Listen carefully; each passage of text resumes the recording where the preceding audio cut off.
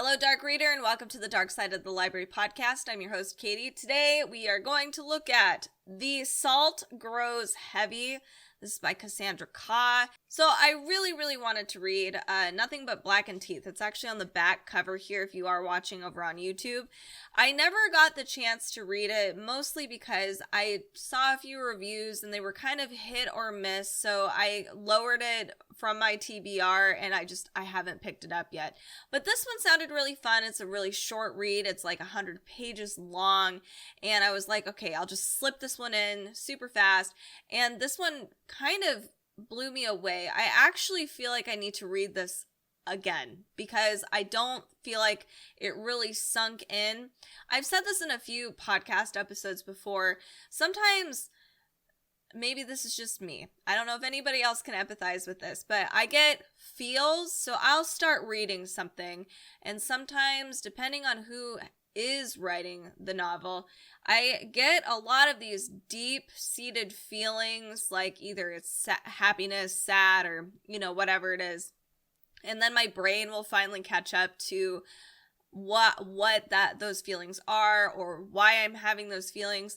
And this book is definitely a lot like that. The prose is very beautiful. It is lyrical. It's really like reading some dark, sinister, very grim poetry. It's very well done. And it's just, there's so in here. There were times where I was like, okay, I gotta pick up a thesaurus. But then there's a whole bunch of other things where you're integrating a lot of these scientific terminology, some really dark, even body horror, but integrating that into almost like a love story. It's really interesting what Cassandra Khaw's done. So that's like a little bit about how I feel about this book. Let me just tell you who Cassandra Khaw is. So Cassandra Khaw, they are a Malaysian author. They did Nothing But Blackened Teeth. They've done other things like video games. They've written other novels and short stories especially. Lots of people love their short stories. They've done tabletop RPGs. Lots of cool stuff, actually. They are definitely a horror author. They've contributed to a lot more on like the horror games versus, like sci-fi or fantasy or romance. They are definitely a horror-oriented author. Very cool. And I really dug this book, so I'm now probably gonna pick up Nothing But Blackened Teeth, especially since they have contributed so much to the horror writing world. Now, what is this book about? So it talks about how we might know what fairy tales are, especially like mermaids. And that was another reason why I picked this book up, was mermaids. We travel with a mermaid and a plague doctor across this devoured land, this very bleak landscape, and they stumble upon this village of children and these 3 surgeons. They are engulfed in a snow-crusted forest. The children are ageless and they thirst for blood. The mermaid and the plague doctor have to come to terms with some of their more grueling aspects of themselves for survival purposes. So the summary in more depth, we have the mermaid. She has been forced out of her hometown because her children have devoured everything, including her husband. Her husband has actually made her mute because, as is cultural norm, to silence the very powerful female mermaid. The only one who survives this whole apocalyptic thing with the mermaid is actually the plague doctor, so they travel together. Not only is the plague doctor the only survivor, the plague doctor's an androgynous person, but with like a raptor-like face. It's a really interesting description.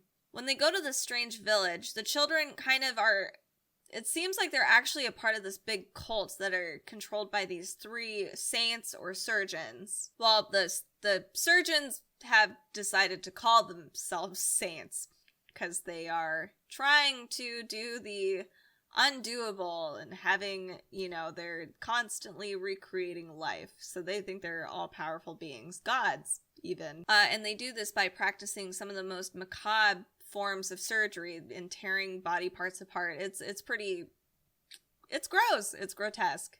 So that's kind of the basis of this story. I'm going to tell you more about it. It's such a short story that I don't want to necessarily ruin the end for you, but it's really an experience. I don't know if I could actually technically ruin the end, because you really should just read it. So even though it is really short, this is quite a heavy novel. As I said earlier, it's very beautiful, poetic. It feels very much like a poem. And the center of the poem really truly is about body. Body is a very central theme to this. We have the mermaid, who is, well, one, she's herself been butchered. The plague doctor as well has experienced pain and some sort of mutilation in some form, but they are also just uncomfortable in their natural bodies, their monstrous selves in a way. And then even in the beginning here, let me flip to a page and you can see me over on YouTube doing this too. So literally in the introduction, our first paragraph here, it is central. The descriptions of everything have to do with the physical body.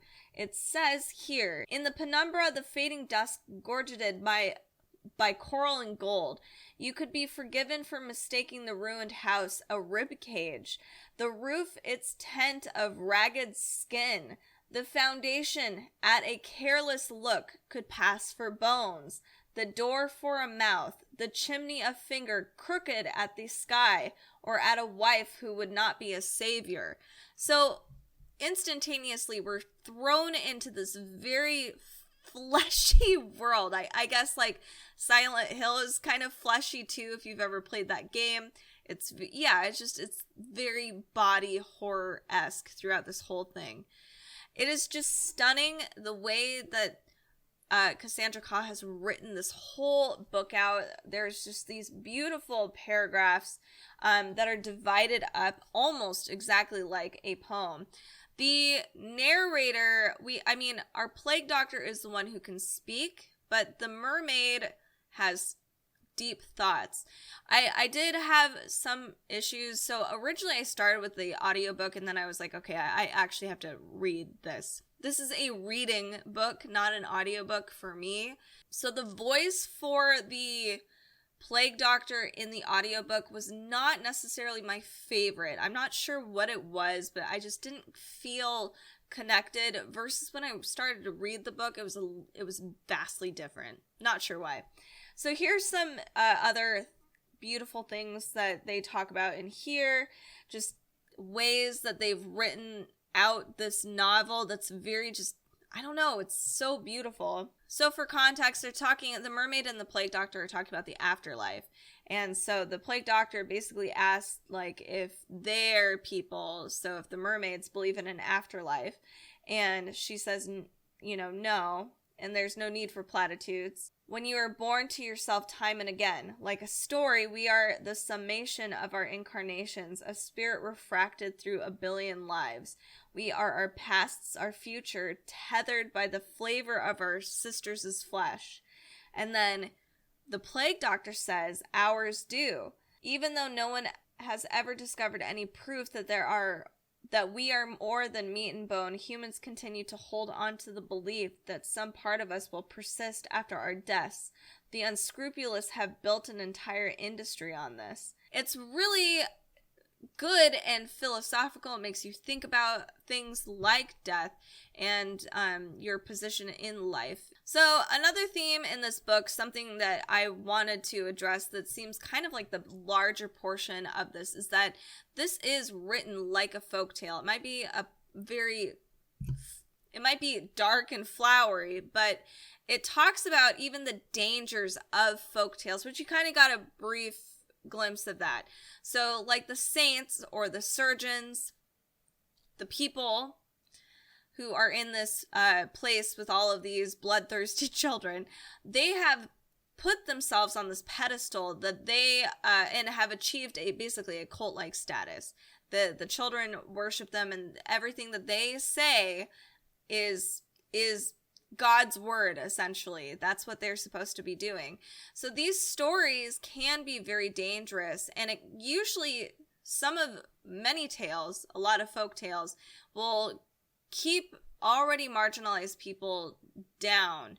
So an example of that and it's very easy, as you can see in this particular story, is women. So women tend to be in myths, especially women who dare to be free.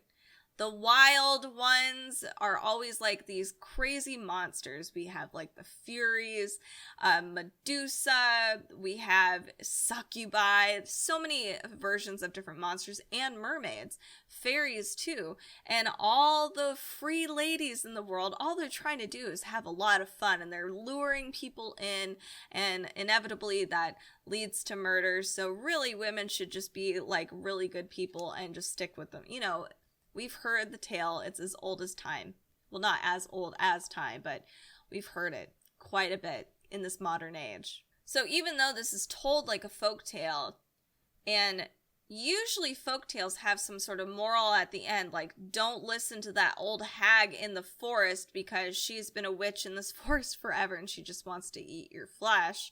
It more sides with the monsters and kind of the dangers of looking at stories exactly how they are written, because they're usually written by winners or people that are trying to kind of create, maybe control society in some way.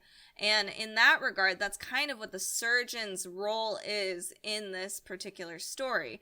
So I just want to bring this up really fast.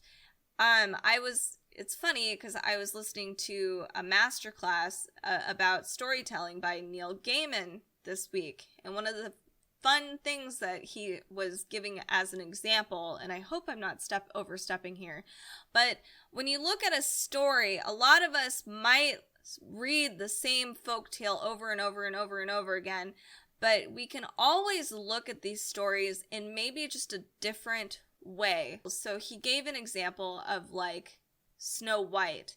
So you have this woman in a casket who's pale, lips rose red, asleep and alone, and the evil stepmother, or the stepmother, is trying to essentially kill her. And so Neil Gaiman put that on its head and said, you know, what else would be living in a coffin, pale, beautiful, lures men, just some random prince decides to, you know, waltz up to this casket to, you know, kiss Snow White or whatever. And he created a story that was like, you know, this tale that's really, really old, the tale of Snow White. Maybe Snow White's a vampire. So looking at all of these stories, these folk tales, and maybe putting a different spin on it, we're seeing more of that with like the Medusa story as far as like Greek mythology goes, and how in actuality that poor woman, the experiences that she had. So Cassandra Khaw is basically talking about folktales have dangerous messages, and sometimes those messages are being blocked. Our mermaid in this story, her tongue was cut out, specifically because she is so powerful that her husband that was devoured by her children, she's basically being silenced and put in her place. It's a huge metaphor. And there's all kinds of those metaphors deep within this very short, 100-page short story, this novella. And it is really great. Unfortunately, I'm having a hard time articulating all of the wonderful things about this book because I need to read it yet again. They do a beautiful job creating not only this really grim folktale, this body horror, sinister, I mean, there are bodies just scattered all over this novella. It might be nauseating for some people. It wasn't for me. But even with all of that going on, it still had this really touching and sad love story hidden beneath all of the carnage. And it's very hard to explain for me. And I think it's just a really awesome short read, a great little afternoon. You know, if you wanted something a little more deep, I think this one is going to stick with me for a while. And I was not anticipating that when I picked this up. I was like, this is going to be quick, easy. I thought it was going to be silly. We have a plague doctor and a mermaid, you know, running around in the snow. they run into these bloodthirsty children and these saints, and what's gonna happen? You know, it just felt like it would have been silly, but it's deep. It's kind of beautiful. It's gross. I liked it. And I'm a myth nerd, so it really just kind of ticked all the boxes for me. So if this is something that sounds great for you, if you also are kind of like me, like dark and mythology and all that fun stuff, I do think that The Salt Grows Heavy by Cassandra Khaw is a great option. Check out more of Cassandra Khaw's stuff. They are phenomenal. I love their writing. I could say that throughout this whole podcast episode. Anyway, so I do give this one about a 4 out of 5. I thought it was a great summertime read, and I'm looking forward to reading it again shortly, like soon, this weekend probably. If you are looking for some more dark reads, make sure to tune in every Friday and Wednesday, Wicked Wednesday, or for Wednesday Addams. If you are looking for some more dark reads, we do curate a bunch of dark books and try to make sure we get some fun ones for y'all. Nonfiction, adult fiction. We have, of course, children's books, YA, all kinds of stuff. And on Fridays, I like to do little deep dives on the books I've been reading. So stay tuned, spread the word to your friends, let people know about Dark Side of the Library. Thanks so much. Have a creeptastic rest of your week.